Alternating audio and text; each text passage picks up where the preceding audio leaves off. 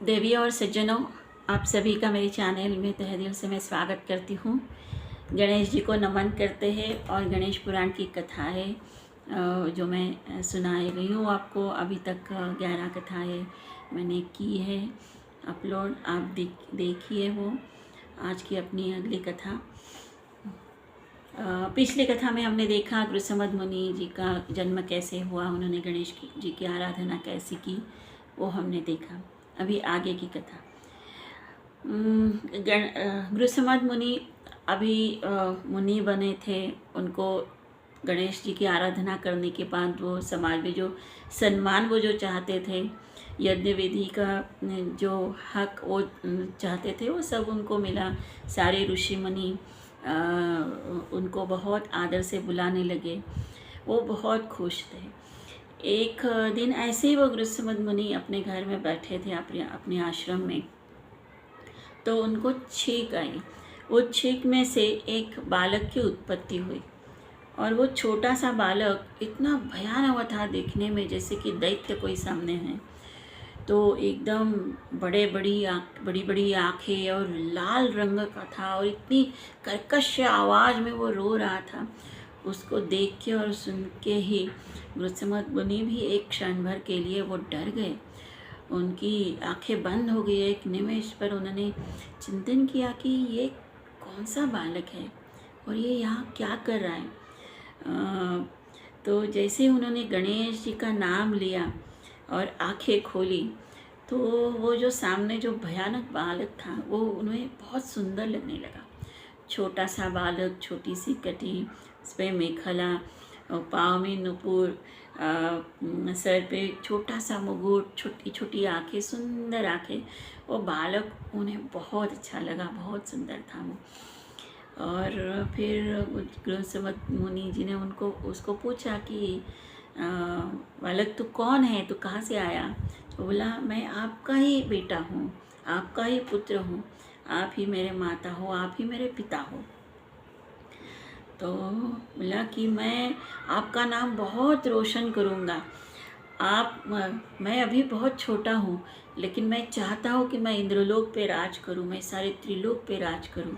सारे सुर, असुर, दैत्य, मनुष्य, सर्प, यक्ष, किन्नर, सारे मेरी सेवा करें। मैं चाहता हूँ कि ये सारे इंद्र भी आपके पाँव पड़े।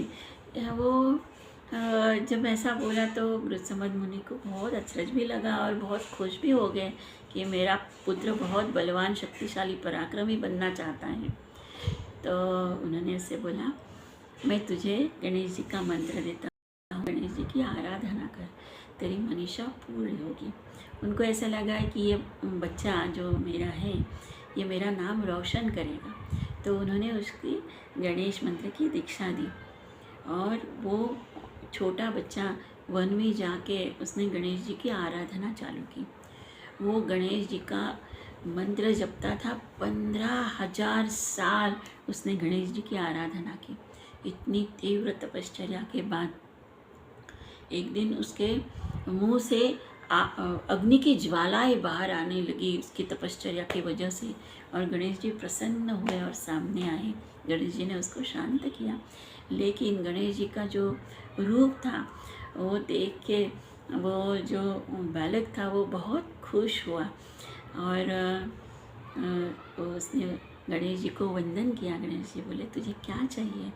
तो बोले मैं त्रिलोक पे राज करना चाहता हूँ।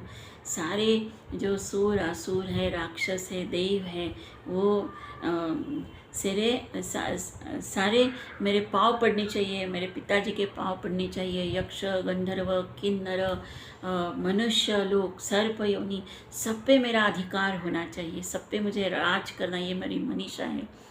और इसके बाद ये सारा सुख का भोग लेने के बाद मुझे मुक्ति भी चाहिए। जब ऐसी मनीषा उसने जब प्रकट की तो गणेश जी बोले ठीक है, मैं ऐसा करता हूँ, मैं तुझे 3 नगर देता हूँ। 3 नगर देता हूँ जो एक ही बाण पे खड़े हुए ऐसे 3 नगर तुझे मिलेंगे, और वो 3 नगर के 3 वैशिष्ट होंगे।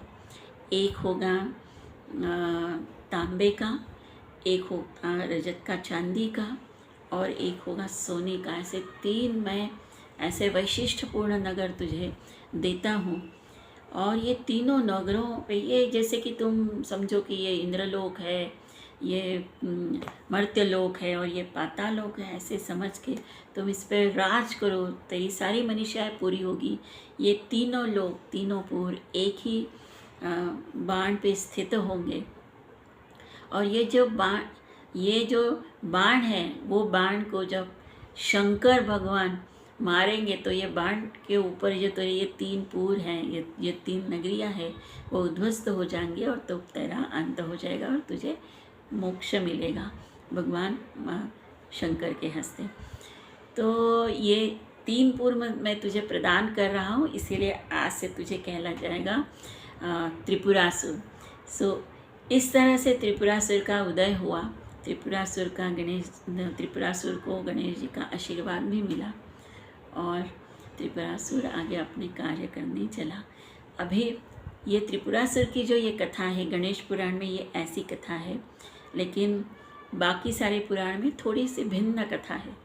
तो ये त्रिपुरासुर का अंत कैसे होता है, वो पहले राज्य कैसे करता है और फिर अंत कैसे होता है, ये हम जानेंगे अगली कथा में। कथा कैसी लगी ज़रूर बताना।